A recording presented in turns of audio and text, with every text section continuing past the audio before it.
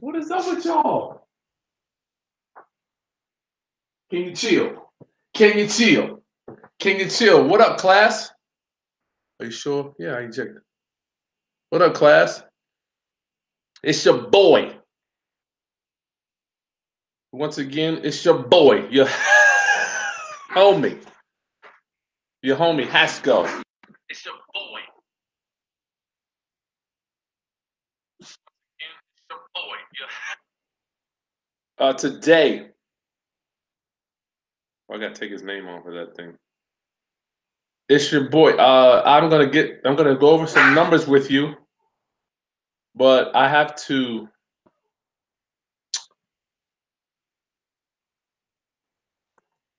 One second.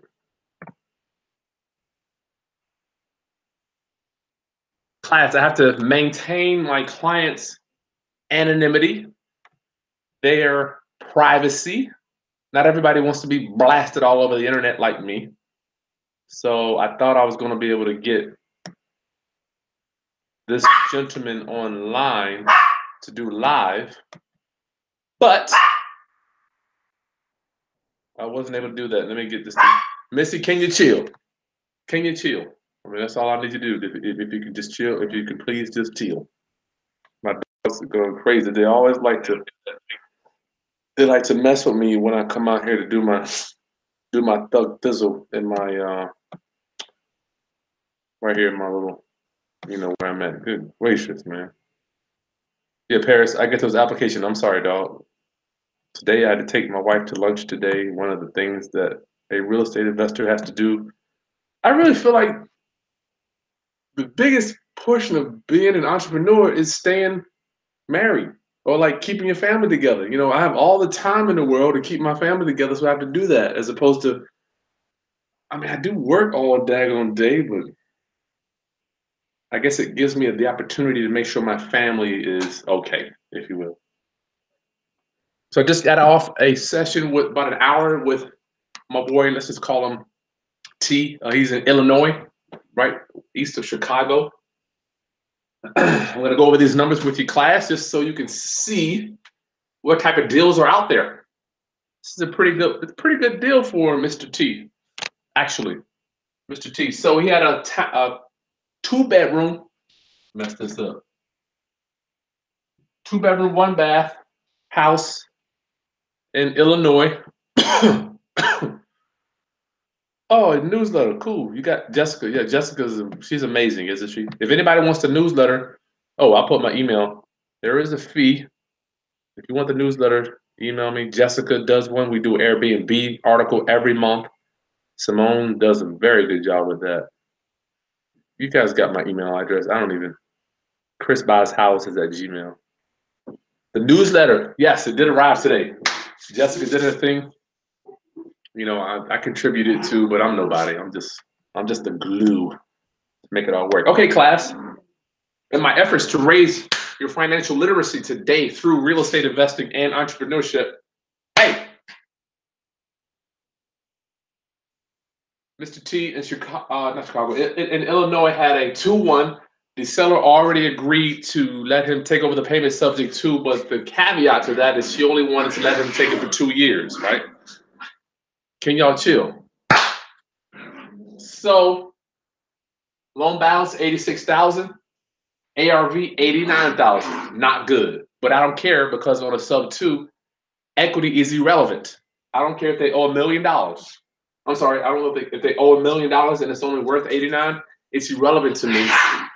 It's irrelevant to me if I'm doing a sub 2 sell on a lease option because my main thing I'm worried about is my payments. The payments here was $720, and he can rent it for $1,100. All right, we're just breaking down these numbers for you, class. Loan balance 86, ARV 89, payments 720, rent 1,100. So he's cash flow 7, 8, 9, 10, 300. Let's say $380. That's where he's at. Cash flow right here. Let me do this. 380 cash flow, which is a daggone good day. $380, right? That's the difference between the rents and the Difference between the rents and the mortgage payment. This is my broker here. 1 second. Hey, Miss McKellen, what's up? What is there something about the fixed on Oak Drive? Who needs to be signing that? Yeah, the trustee needs to sign that. So whatever you got, I'll come by because neither one of us own it. The trust owns it. Oh, okay. I put down their managing member. It's all gravy. I don't want to mention his name. I don't mention the trustee's name because I'm live on the internet right now. Okay. So well, then you're not live. I'm just saying, just print it out and I'll have a trustee come by and take care of it. I can sign it digitally if you just tell me what email address to send it to. All right, if you send it, I don't know his email by heart, but send it to me and I'll forward it. Or you want me to email you his email address? Yeah. Okay, thank you. That's the broker want us to sign some documents. We don't sign documents, right? The trustee signs everything, but I can't blow up the trustee on the web, dogs. Can't blow your trustee up. Yeah, we'll do a Q&A at the end, Curtis. Okay. So Mr. T in Illinois, he agreed to give the seller. This is seller down payment. He's already agreed to do the seller. This seller wants to let him take over sub 2, but the seller only wants to give him 2 years, which I don't like. There's no equity there. There's no equity pay down in 2 years. He might pay down $6,000, but there's not enough to make, even if the end buyer or the tenant buyer did qualify for a loan, there's not enough room in 2 years to pay this principal down.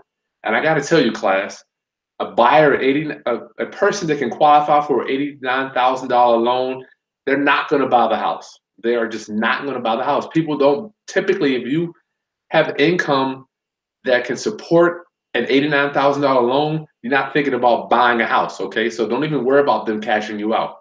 Let me repeat that. If you have a tenant buyer that's buying a house under $100,000 from you, they ain't gonna ever refinance that out and be a homeowner. They're gonna rent from you forever, all right? Because those type of people at that price range, generally speaking, are month to month, check to check. They're not worried about owning a house, other than what you can provide for them. So they're gonna pay you. You be the bank.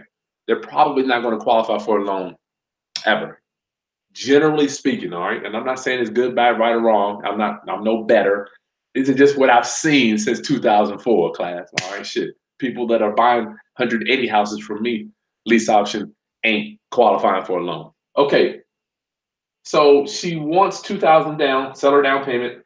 And don't forget, when he buys this, when Mr. T buys this, class, closing costs on the subject to is $2,500 to $3,000. Even when I'm buying a house, bringing no money to closing costs, you have to pay $1,500 to buy it on the buy side, and then you're having to pay $1,000 on the seller side. Don't forget, on every transaction, you have closing costs on the buy and the sell. All right, you got to remember this crap. When you're buying, I have to pay to buy it, and I have to pay the seller to sell it. Right, so you're paying all the closing costs. Okay, so this is the closing cost CC for the buyer and seller. And then he said his seller wanted $2,000. I don't know how we got to this, but let me keep going. Let me not digress. $25,000. You're asking, what is that, Chris?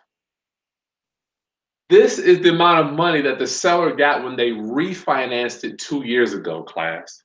Very important number. What people do, my client looked at the tax records and saw that they bought this house back in 2004.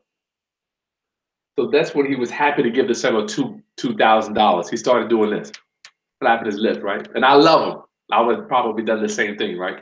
You bought this house in 2004. It's only 12 years left on the loan. I'll give you $2,000. Yeah, absolutely. But start flapping. When you talk to sub 2 sellers, we're only in reconnaissance mode. Get data. Get your data before you can offer them anything. Because the more you speak up front and start giving away stuff, you're gonna back yourself in the corner. Because all they're gonna remember is, well, you said $2,000. You said so. I'm doing one right now. If you watched the video yesterday with DeLawrence, They mentioned 70,000 months ago. Well, they had it under contract for 50, and somebody mentioned $70,000 a few weeks later, and now the seller is just hell bent on. Well, you said 70,000. Can we get that? You know, once you start talking, it's like it's hard to go back. All right, so that's why, in my experience, always best is to collect data. What is the data that we need? This property is rented currently. It's getting 1,100 in rent, so we know what to rent for that. Possibly verbally, the owner has told him 1,100. I don't know if it's true or not. That's why we have to get number one. We have to get three things we have to get, class. Number one, we have to get mandatory. Get a copy of that lease. Don't negotiate anything until you get the lease, class. You can't negotiate because you don't know what's in that lease. I've seen this time and time again, and I'm not belaboring anything bad. I've seen it time and time again around the country. My clients are negotiating deals with sellers. They haven't even seen the lease. You don't know what that lease says. The lease could say the tenant lives the last month for free. The lease could say no security deposit. The lease could say owner pays tenant to move when they move out. I mean, it could say anything, right? So we don't know. We can't negotiate this stuff until we know what we're walking into. And just use that as a negotiating tool, class. You know, Ms. Smith, I know you said the rent was $1,100, but when I talked to my committee, they wanted to see proof, you know, and I didn't have any proof. Would you mind if I could we actually need a copy of that lease? And that's why I love this channel. None of this stuff I'm making up is going to be derogatory to anybody. You're not taking advantage of anybody. We're not using people. All this is numbers. If they don't want to give you the lease, then it's going to be a little more challenging to do the deal. But typically, in my experience, I've never seen a seller not want to give you the lease because you got to know what you're walking into. You have to know, you know, I mean, you can't put up any money until you know where you're going. So number one, Mr. T, we got to get that lease, right? That lease is going to tell us monthly rent.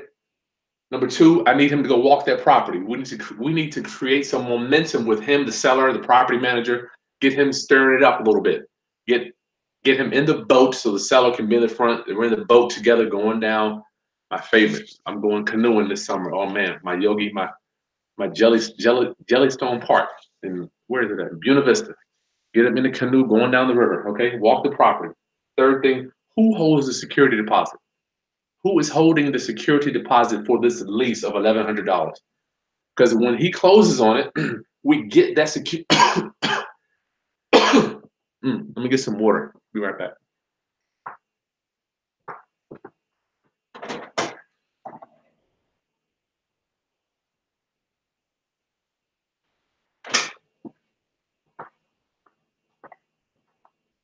If somebody can help your boy with my post-nasal drip, please email me. I'm dying. I'm getting shots. I'm nose spray every day. If anybody can help me, yeah, that's Billy and Missy. If anybody can help your boy with my post-nasal drip, please email the brother. I can't even sleep at night. I'm coughing. Okay. Security deposit at closing. When he goes to closing to buy this house, the security deposit gets transferred at that time. We need to know who is holding it. Is the seller holding it? Is the property manager holding it? Is there no security deposit? Right now, we don't even know, right? We have no idea until we get a copy of the lease. You know, once you see the lease, you can see who has the security deposit. So the good thing about it is, once we get this deal put together, he goes to closing, he gets $1,100 at closing. The security deposit gets transferred to him immediately, right on the HUD. Yes. Free money, class, free money. Number two, when we go to closing, hopefully when you have a rental property like this, you're buying it, you want to schedule your closing right at the first of the month so you can get the entire month's rent. There's another thing I learned from my mentor, Greg Penio. Try to close any property that has a tenant in it. Try to close right at the first of the month or the 28th, 29th, because you're going to walk into an entire month's rent. You don't have to prorate the rent because you have that mortgage payment, right? If you're taking it sub 2.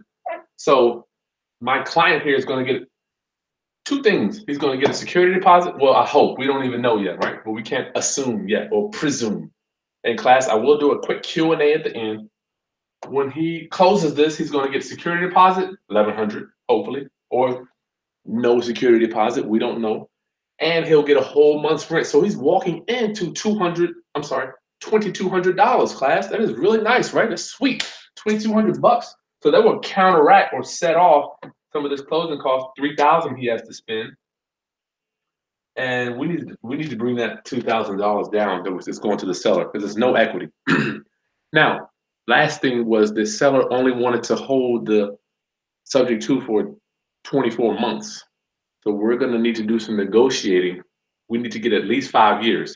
So being that he said he could get $6,000 down payment, he's willing to go ahead and pay a little bit of this $2,000 at closing.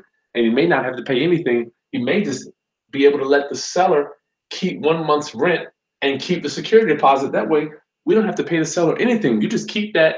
Let me get the property. You keep the rent, Miss Seller, and the security deposit, and we'll call it even. That means it's less money out of his pocket right now, right? And then we can negotiate the security deposit when the tenant moves out, right? And I'm glad I had this session today. I'm going to show you how you refund tenants security deposits, how you have to take pictures of all the repairs, all the damages, so you can paint a clear picture when the tenant moves out, exactly what you're paying for. One, we're not taking advantage of people. We're treating people fair, and we have in our lease strict particular notes on how much we're charging them for a move-out fee. You know, every lease has to have a move-out fee. So I'll do a video for that for you too, how to move out a tenant and document repairs. Take pictures of everything, and I'll do that. I just did it today, so I will be able to do that video soon for you. All right, class, any questions on this deal here? So we're putting this together. Oh, that lease, the expiration on that lease is November 19. So when he buys it, now he's the new owner, rent comes to him, he's gonna fire the property manager. No doubt I would. But I'm sure that they're just raking this lady over the coals. She's out of town. Class, thanks for hanging out with your boy. I'm barely breathing. I got my PND killing me.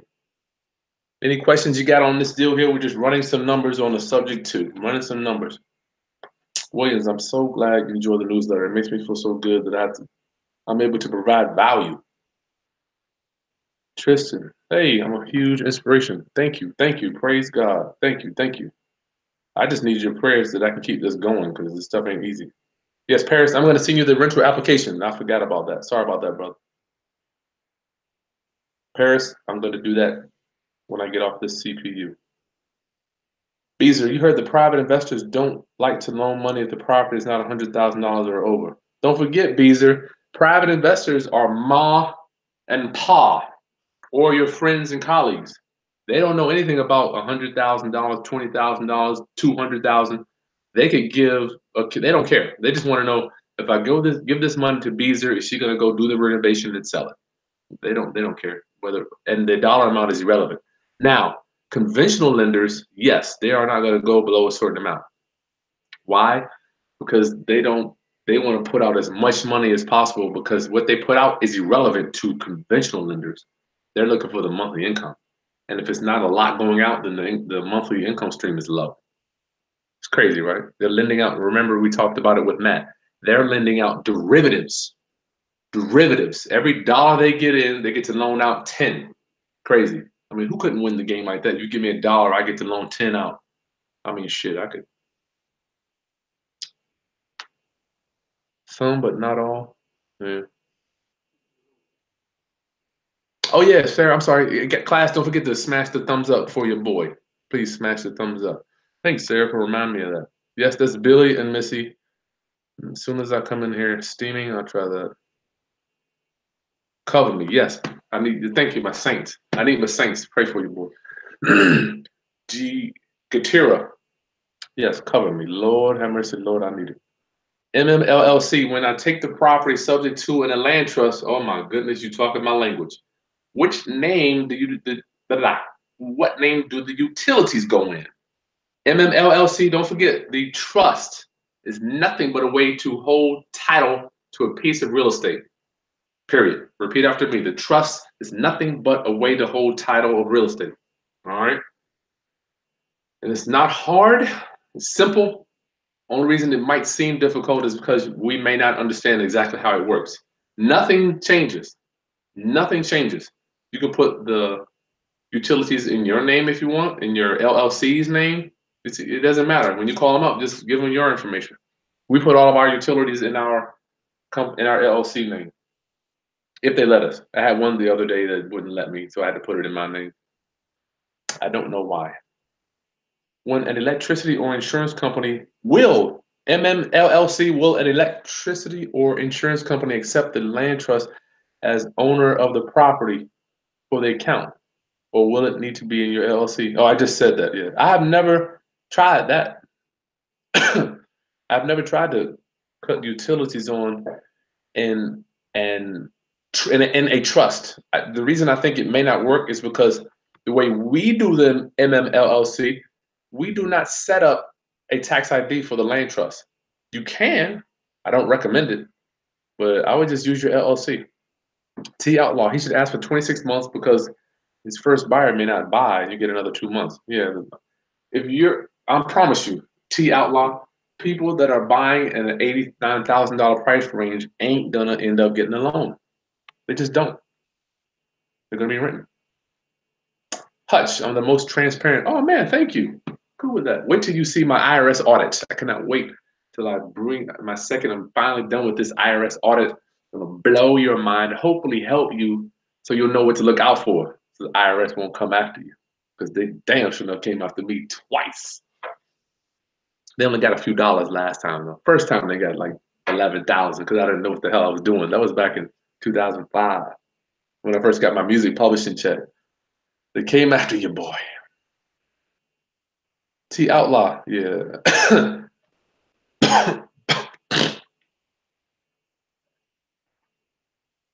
Leah, you missed it. Just go rewind. Rewind. Yes, the car leasing info.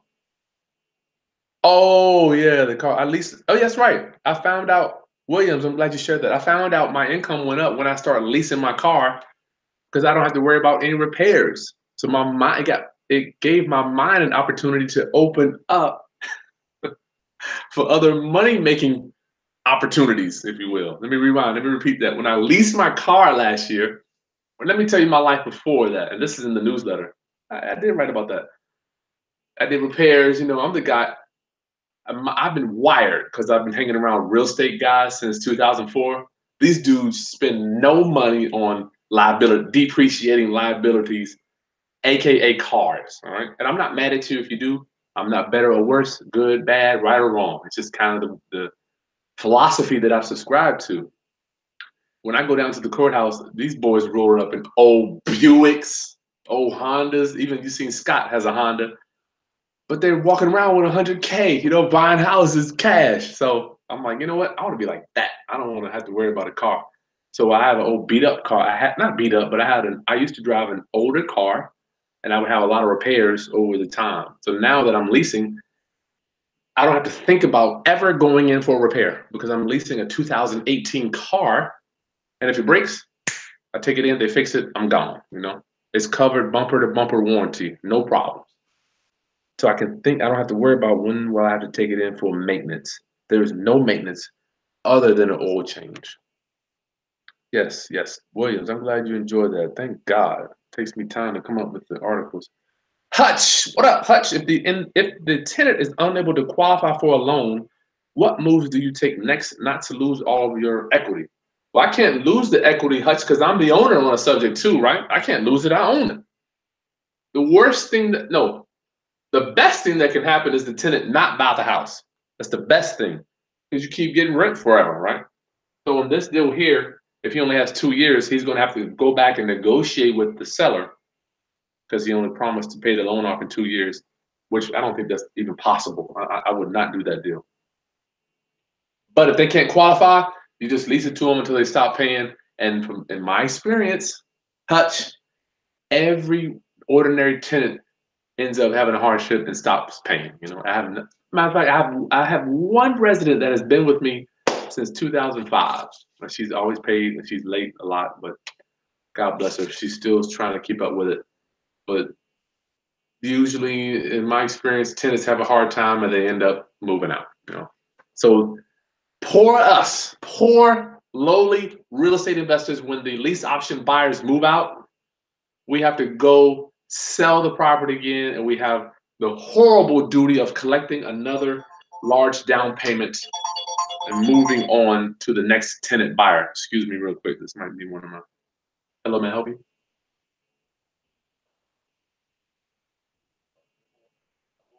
Oh yeah, we came by. We were. My name is Chris. We just stopped by to see if we could possibly help you with the house situation. I'm sorry. Who am I speaking to, brother? Marcus. Yeah. We stopped by just to see if we could help you with the house situation. How you doing, my brother? My name's Chris. Yeah. So you got time to talk about it now, or you want me to call you back at this number later? What's best for you?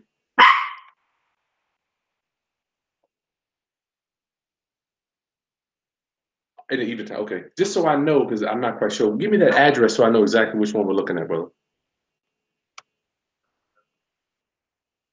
Read it. Oh, read it. LETA.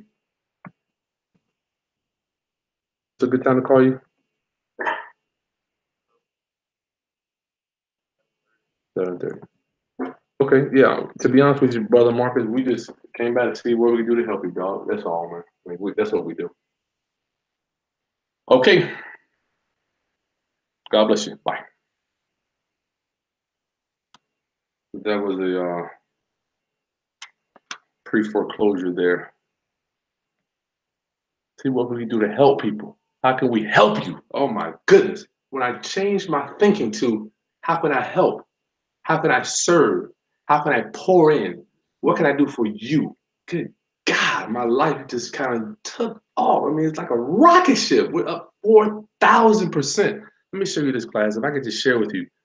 Matter of fact, I'm going to be teaching this stuff too. I've decided. I'm going to show you these numbers here. If you could, 4,000%. I just cannot believe we're up 4,000. I'm going to show you this graph on our business for this month. I'm going to get back to Q&A. Get your questions in, class, so I can get all your questions in so I can get those answered. Oh, yeah. Oh, there it is. Let me see if I can share this with you, class. Good gracious. I got to share this with you because it's going to blow your mind. I'm going to blow your mind. If you're ready to have your mind blown, here it comes. Show you these graphs about.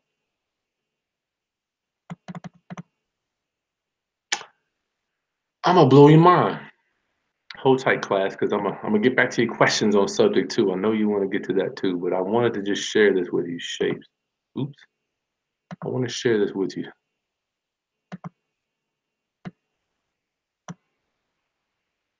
Real quick, I want to share this with you. Let me just share this with you. I'll share my screen. I want to show you what these numbers look like because my heart is telling me I want to start coaching and training internet stuff, like internet marketing and stuff, because this stuff I can't believe it. So this is one of my this is our business for internet marketing. You can see here we're up. I don't like really going over dollar amounts and stuff, but we're up. If you could just look right here, we're up 3,921%, class.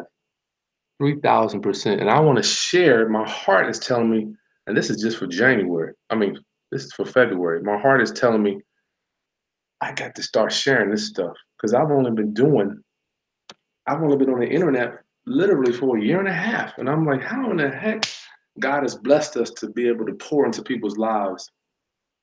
And I think it took me this long in my life to do this basically because of how the people in that RIA that I used to be a member of tried to bury me. Tried to bury me, man. You know, and now have the courage and I guess the charisma to come and just start preaching this stuff again. I kind of closed in some, so now I'm gonna keep preaching this stuff. So class, I'm gonna start. If you're interested in this internet stuff, I'm gonna do a class in the next 2 weeks showing you how this internet stuff works, how it works all organically. This is all organically, class. All right, let's get back to our questions here, class.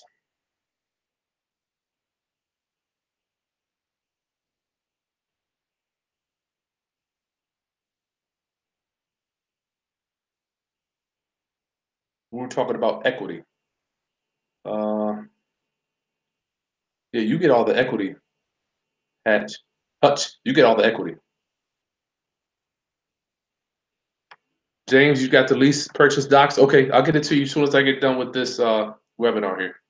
Paris, can't remember if I sent the lease docs along with the subject to docs. I probably didn't. I don't know if you paid for them. I'm sure I did, but if I didn't, Paris, you know I got your back, dog. I got your back. Died. I don't know if you check your PayPal and see if you got the lease option. I know I gave you one. I gave you one for free. I can't remember, Paris, but I'll get you straight, dog. Just let me know what you need. Die. Chris, on your sub 2, does the seller put me on the insurance as additional insured, or you get your own policy? Great question. Great question. That was die. So let's get to that insurance.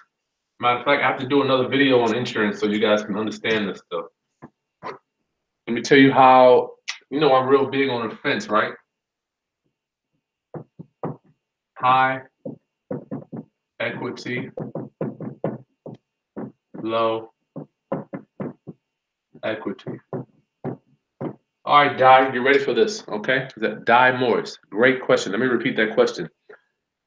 On the sub 2, does the seller put me on the insurance as an additional insured or just get my own policy? If you got high equity, right? Well, I have houses now that are high equity that I own subject to. I don't want no problems with insurance. None, right? So if the house burns down tomorrow, I want to call the insurance company. I want them to come out. I want them to cut me a check, all right? So I have one policy in my name. All right, so I have a policy. Follow me, Di. This is very important, class. I have a policy in my name, right? The house burns down.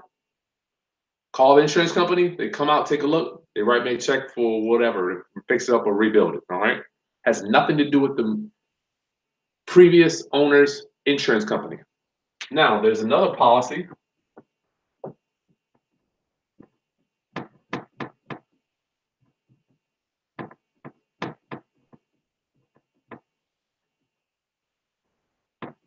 Sellers, is that right? Sellers, that possessive? Yeah, in seller's name, possessive. Okay. The second policy that I keep on the house is in the seller's name. I guess it will either be, you can do either one you want. Keep it in your name, make them additional pay, or you add yours on because you have the power of attorney to do that. All right. So this is how I have done it. I've seen it done many ways. So when the house burns down, oh, let me rewind. You have a second policy because on the subject to, the seller's mortgage company is going to require the seller's name on the insurance policy, right? It is a requirement. Let me repeat that. On subject to, you must have an insurance policy with the seller's name along with the mortgage company. It's going to happen. If you don't do it, they're going to force place one, and you don't want to have that. So we have a second policy on the house in the seller's name. We pay that every month. We pay this one every month too, right? So when the house burns down, because I presume every one of my houses are going to burn down. I was talking to a client today. I'm like, look, if you don't have insurance on it, it will burn down tomorrow. The house, I mean, that's just how Murphy's Law works, right? So second policy, we make the payment. House burns down, we keep making the payment, Doc. This policy, they don't even know any problems. You know, right? We keep making the mortgage payment. We keep making the mortgage payment. We keep making the insurance payment every month. We never file a claim on the second policy. We only file a claim when it burns down on the first. The first is just with me and the insurance company, no mortgage company, right? So you can't file two, right? You're gonna have to file on one or the other. So this is just kind of how I do it. I ran it by Ron LeGrand. He didn't like it. He called me, what did he call me? A wimp for doing this. He called me a wimp for keeping two policies on the house. And my rebuttal was, I don't mind being a wimp because I sleep good at night, knowing that if the house burns down, I've got a policy that I can call the next day. Has nothing to do with the mortgage company. It's a policy personally with me. They come out, look, and it's over. You know, I don't have to worry about any of that. Now, if you have no equity, low or no, low or no, just keep one policy with seller additionally insured. Addition insured. That was a long one, Di. I should have charged you. Had to give me $1 for that one. Good God, help me. What's my love offering for that? So if you've got no equity, you got one policy, because if it burns down, you got no money in it anyway, right? I mean, you're not getting anything if you didn't put any money in it. So I would just either get a policy and make your seller the additional insured, because the lender is not going to care. They just want to see if they're on the policy, or you can add yourself as an additional insured. I know the one I have. This on this one over here, I have the policy in my name, and I have the seller as an additional insured on that one. Hey, Chris. Yeah, I'm trying to stay woke, my brother. Yes, Chris, thank you for all your support, man. You're doing some amazing things. Where can I find what courses data I offer? You got to email me, Leah. I will put my email address in this video description. I keep forgetting to do this crap. Let me do it right now, Leah. I'm going to put my email address right here for you. That way you got it. My email address is right in the video description, Leah.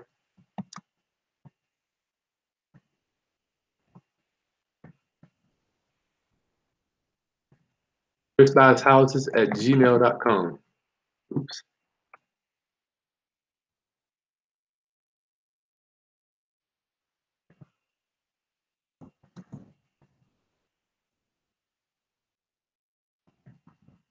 Sorry about that. But yeah, my email is right there in the video description. Class, this is so cool. Good stuff you got going on here. I wish we had YouTube when I was coming up. You guys are so spoiled. You have no idea how spoiled you are. You just spoiled. Okay, next question. Where were we at? Oh, oops. Sorry about that. I lost my page here. Other features. Sorry about that, class. Let me get my questions back up. We're doing Q&A for this final. I had a client in Illinois negotiating a subject to contract.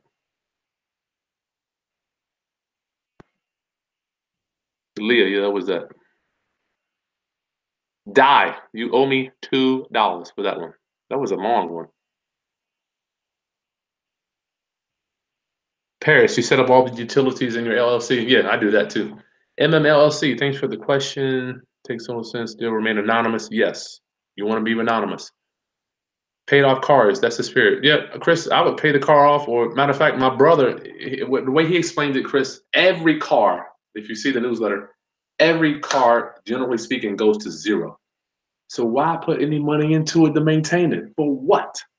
Every car goes, it's not like real estate where it goes up. Every car goes to zero, every car. Generally, I'm not talking about the exceptions to the rule, class. I'm talking about the rule. All right, let's see. Next question. Chris. Oh, Texas. Done some research. You in Texas. Oh, boy. You guys got some good money down there, but can't do lease options, my friend. You've done some research on lease options. It can be done in less than 3 years. That is true. If I wanted to do something similar like your example. Yeah. RW, I wouldn't even get into a lease option. I don't know. Matter of fact, I don't know if 3 years is true. I need to do my research. I thought it was 6 months. However, don't even do it, dog. Just do your owner finance and it's over. You can take the property back. RW, will I own the property if they deed me the title? Yes. Don't forget, owning the property, class. Oops. Owning a house is nothing but a deed. That's it. Nothing but the deed. My contractor. What up, B? Yeah, I'm home. All right, peace. I need to get it done before he gets here. Billy's gonna go crazy. Yes, you own. Don't forget, owning a property is nothing but signing the deed. It has nothing to do with the loan. What else could I do creative with the subject to in Texas? Buy it, own subject to, sell it, owner financing. Or you can sell it subject to. Shit, I don't care. How many years do you structure your lease options? Nelson, I used to do 2 years. Now I'll do whatever the tenant wants. They come to me, I just say, how many years do you want? My last guy, he wanted 8 years. I just put 8 right on the paper. Because I don't want the cash. I want the income stream. Remember, class, cash flow. Cash flow. It's king. Nelson, good question. Curtis, 23, would you allow someone to pay their full lease up front for the whole year? Let me rephrase that question. Would I allow somebody to give me, say the lease is $1,000 a month, they'll give me 12,000 right now? I think you know the answer to that one, my friend Curtis. Yes, we'll take if people want to give me money, yes, we take it. Absolutely. Beezer, you're providing valuable. Thank you. Thank you. I'm here to serve. I'm here to serve. How does equity work? Curtis, it is confusing. Equity. Good question. So you got the house, right? Here's your house. Curtis, I'm glad you asked that question. Here's your house, right? Let's say you owe 100,000 on it, but it's worth 150. You got me? Let me finish this. Okay, Curtis, you got a house. It's worth 150, but you only owe 100. This 50 up here, shoot. Y'all have no idea how hard it is to write on this thing. This thing is really hard. If your house, the ARV is worth 150 and you only owe 100, who is that? Curtis 23. The 50 is your equity. All right, that is the equity that you have. Can't eat it though. You can't eat equity. Hutch, how can I get me to help structure for a deal? Just email me if you want to. I have to charge for my consultations or my coaching sessions, but Hutch, just email me and I'll send you the link. We're already doing sessions for next week. I'm putting the scheduling in for next Tuesday. So if you want to do something, the earliest we can get you in Hutch will be next Tuesday. Unless it's an emergency, like you got a foreclosure or something. Marcus, when I'm sorry, Hutch, if you want a consultation or coaching session, email me. I will email you the link. My email address is in the video description below. Marcus, when purchasing a subject to, do you negotiate the second mortgage before you make the mortgage payments current? Excellent question, Marcus. Yes. You want to try to get that second down as much as possible so you can pay it off. Good question. Die. Keep the first insurance. We'll look at that just like the cost of doing business. Die. That's right. If you got two, you're absolutely right. This is the cost of doing business for buying a house without turning in a credit report, without having a credit score, without turning in tax returns or a bank statement or any type of loan application. If you have to have two insurance policies, what the hell do you care? You got a house for free. You didn't have to go qualify for the loan. Suck up and kiss booty to get a loan, right? Cost of doing business. But you don't have to do this. In my case, we have high equity, so at nighttime, I want to sleep at night. I don't want to worry about if the house burns down, do I have to go have the power of attorney? And sometimes we're buying houses from people that have moved on to the afterlife, so they can't give you a power of attorney, So you have to worry about interfacing with the insurance company and the mortgage. Do you want to deal with that? I don't, so I'm like, give me a new policy, it's over. Williams, so on the insurance, the one with the sellers, does it say hazard or convert to a rental dwelling policy? Yeah, it's a rental policy, because the owner doesn't live there. The owner on the mortgage note doesn't live here. It is a rental policy. Rental policy, yes. But the one that I have here is owner op. I live in it. That's just for me. Yeah, for this house that I'm in now. This is owner op here. For me personally, I have that one. But it's still the one in your name. If you're renting it out, yes, you would have it in a rental policy. Absolutely. MMLLC. Am I talking about an umbrella policy or separate policies between me and the insurance company for every single house? You better have hazard insurance on every house. Is that MMLLC? MMLLC. You better have a hazard insurance policy for every house. Well, you got to. If you got a mortgage on it, the mortgage company is going to require you to have that. And you better go out there and get you an umbrella policy too. It's only $200 a year. I have both. What's the best way to get the most equity in my property so that I can refinance? You can't create equity, Nelson. Only way to create equity if you have a house by a subdivision where they're building or they're building commercial around. Like where I live, they're building new hotels, a whole new town center. So our values are going up. That's called forced appreciation. But Nelson, you can't create equity. It's worth what it is. Paris, who will be on the mortgage on the who will be the mortgage on the first policy in the high equity side? Usually the mortgagee clause is the lender's info. On the first high equity, first one, Paris, there is no mortgage, brother. Remember I said I want to sleep at night? I have a policy. I'm being as transparent as I can. I live in a house that I bought subject to, right? So I have a policy on here directly with the insurance company. Just me and them. I remember when I got it because they were like, well, who's the mortgage company? I'm like, ain't no damn mortgage company. What are we talking about? Ain't no mortgage company, right? There is none. I mean, it's just me and them. I want insurance on my house, so if the shit burns down, I want them to come write me a check so I can fix it, right?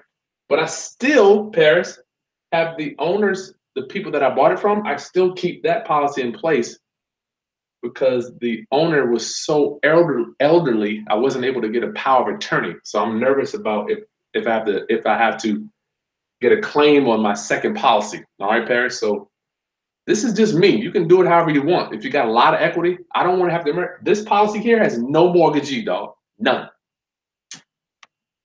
I hope you got that. First policy, Paris, no mortgagee. Me, insurance, house burns down, I get a check. Got it? There is no mortgage. Jose, what up? How do you go about getting it subject to live in yourself? Would you negotiate it yourself? Yes. And for how long would you keep the loan in the seller's name?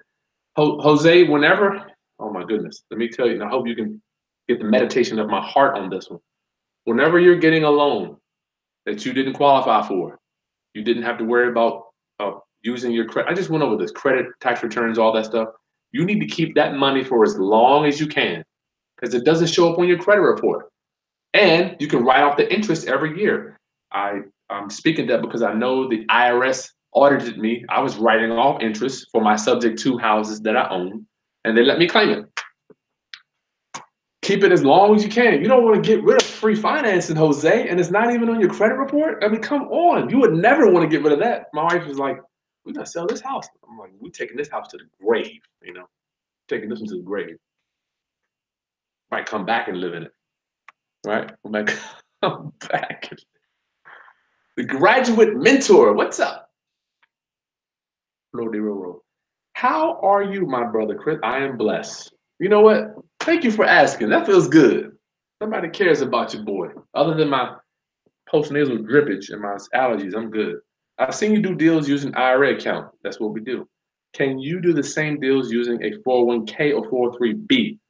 Okay, I don't, great question, first of all. I don't understand what a 403b is, but yes, you can.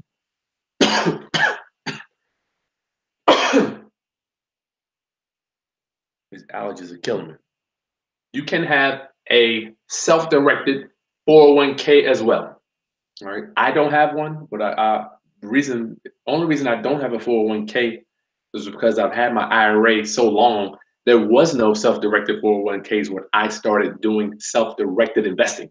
All right. So yes, you can have a self-directed 401k. Don't try this crap with a traditional class. Don't be going to your Fidelity or your Schwab or your TSP and be like, I want to buy a house or loan some money to somebody out of my 401 or my IRA. They're gonna look at you like you're talking crazy. Graduate mentor, Guillermo, hey. Yes, Beezer, you can't eat equity. Who's buying in Baltimore? Paris is. Y'all need to hook up. Flor de Oro. You need to hook up with Paris.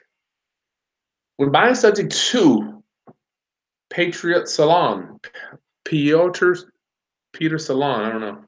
When buying subject to and you negotiate second mortgage down, excellent strategy. When do you pay off that second mortgage? You pay it off. If I were you, I would pay it off right at closing. Because you don't want to put any money out. Great question. Wow. So we got the first is 100,000, your second is 50. You've negotiated that down to 5. When you go to closing, you pay it off. You don't want to pay that off before closing because something's going to happen with that first, and then you may never even buy the house. So we don't do anything until we own the house.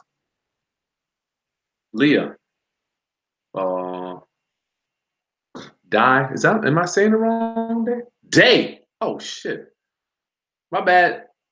I didn't know. I thought AI was, well, in Spanish, AI is like bailando, dancing, BAI. Sorry, they, I don't know.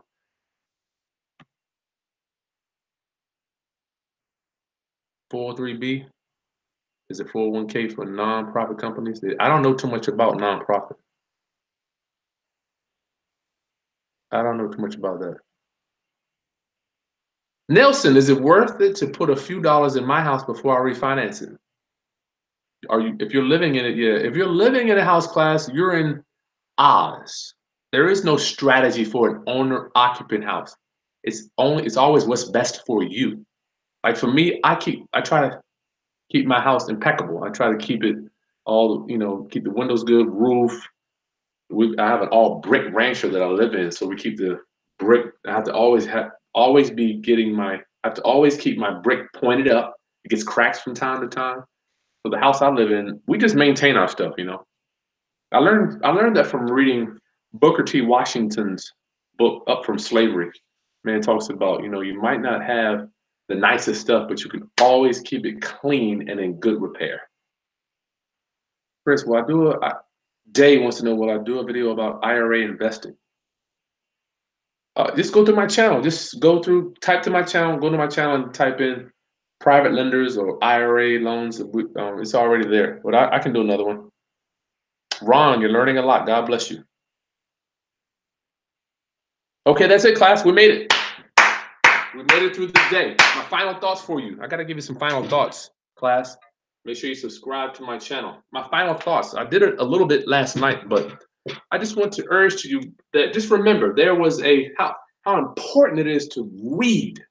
Reading. I can't stress to you, class. Every house I go to, without exception, 100%, they have flat screen TVs in every room. Living room, all the bedrooms. Sometimes they have an extra room in the garage. These big ass TVs, right? I'm like, if these people would just open up a book and learn something about real estate, they might not be in that situation, maybe. But I was thinking and I guess pontificating yesterday about how there was a certain segment of our population that if they were caught reading, they might get beat or they might actually get murdered for reading. How important is reading? Let me show you how I'm able to read a bunch of books. I'll be right back. I'm gonna show you my little gadget I just got.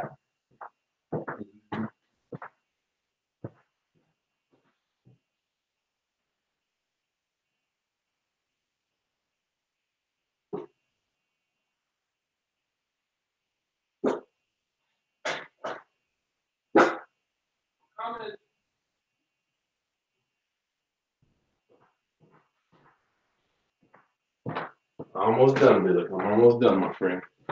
So last month I was able to read 4 books, and that's a lot for me. I'm a slow reader, right? I usually read about a book a month. But my wife got me this thing here in class. I think it's called a Kindle. You can put books on this thing and it doesn't bother your eyes. Like when you read books on a cell phone, it burns your eyes up. But this device, class, has allowed me to read books, and you can toggle in between books. See if I can cut it on. You can see the print. You can make it nice and big. Looks very nice, and it's got a black screen behind it. See if I can back you out.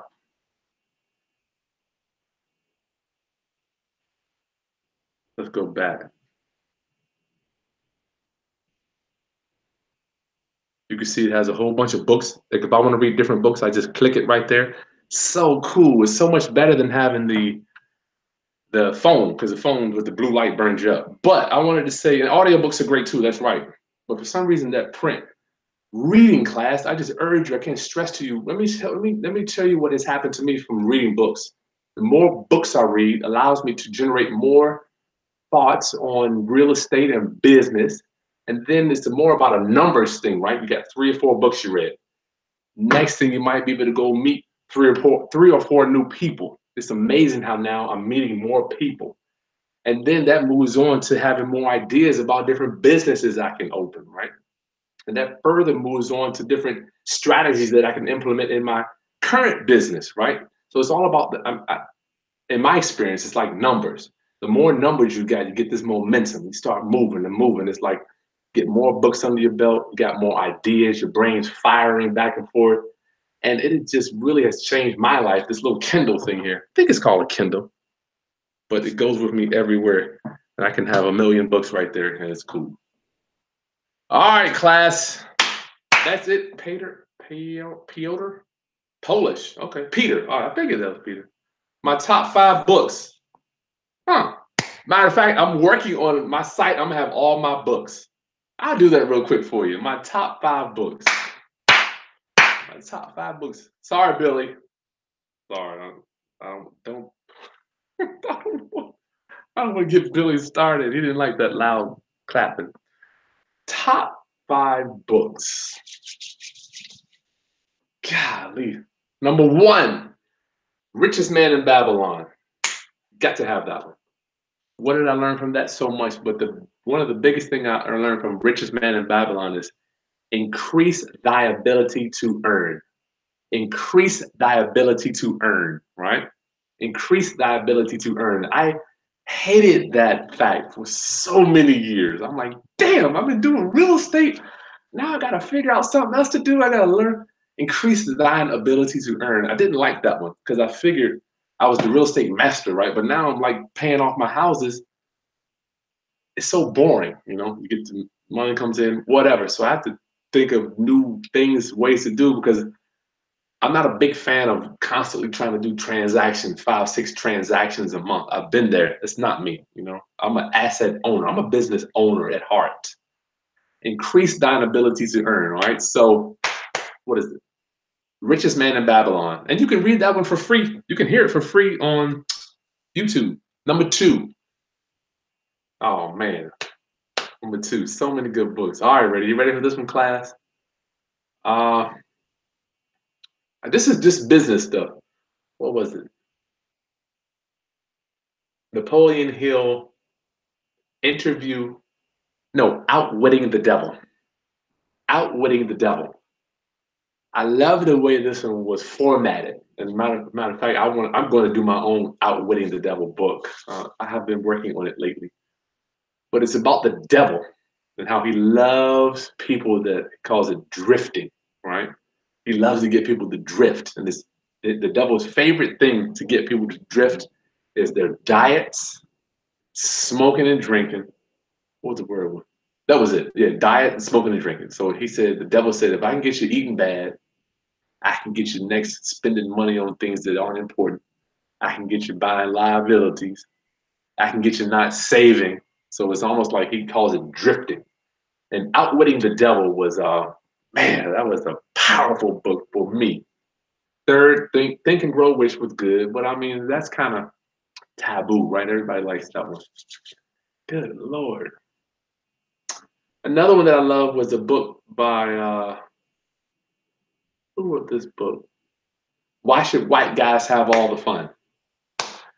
Why Should White Guys Have All the Fun? That was by a dude named, what's his name? Let me Google him real quick. Why Should White Guys Have All the Fun? Let me find him. Why should white guys? What's his name?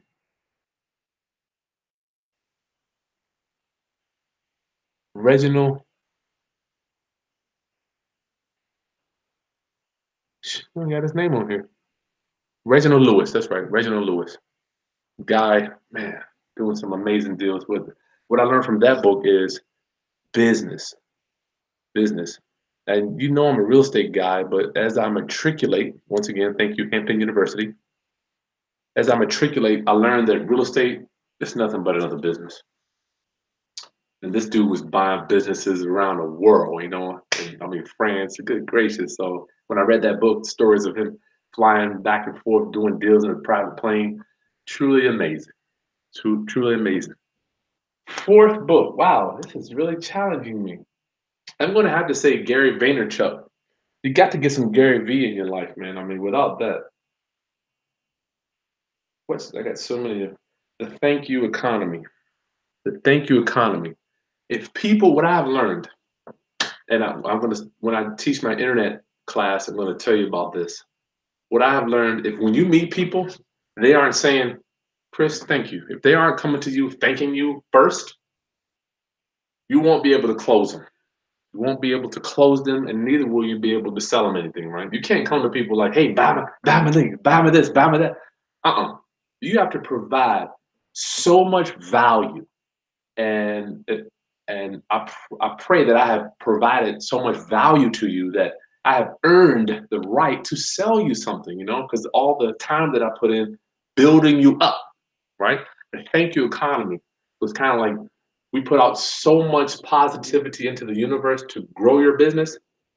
Now, when I meet you, you're thankful to we meet each other, and I can ask for the sale because I've earned the right to make that sale. So that's Gary V, the thank you economy. Final one, I gotta say the Bible. I mean, I have to throw the Bible in there. Can I use that for top 5, Sarah? I don't know. Last one, which one? Yeah, man. Oh yeah, I know what it was. Madam C.J. Walker, the first female millionaire. I don't know why they don't say this, but this lady lived next to Rockefeller in New York.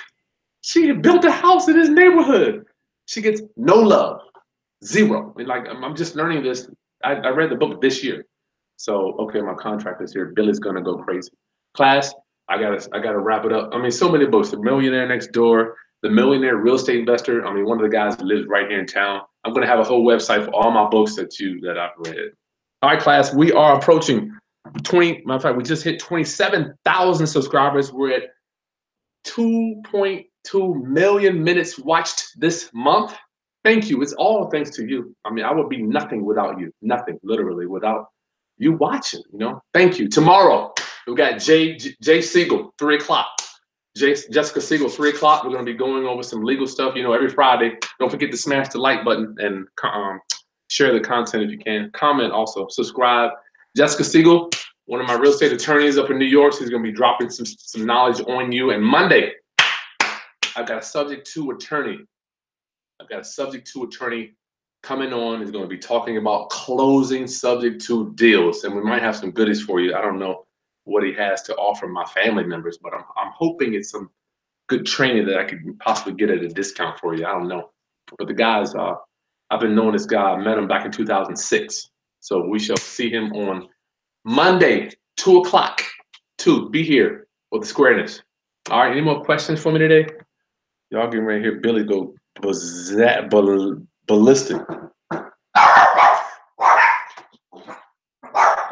Bible is number one. That's right. Bible's number one. Come on in, babe. Lord. All right, class. I love you. I'll see you next time. Peace.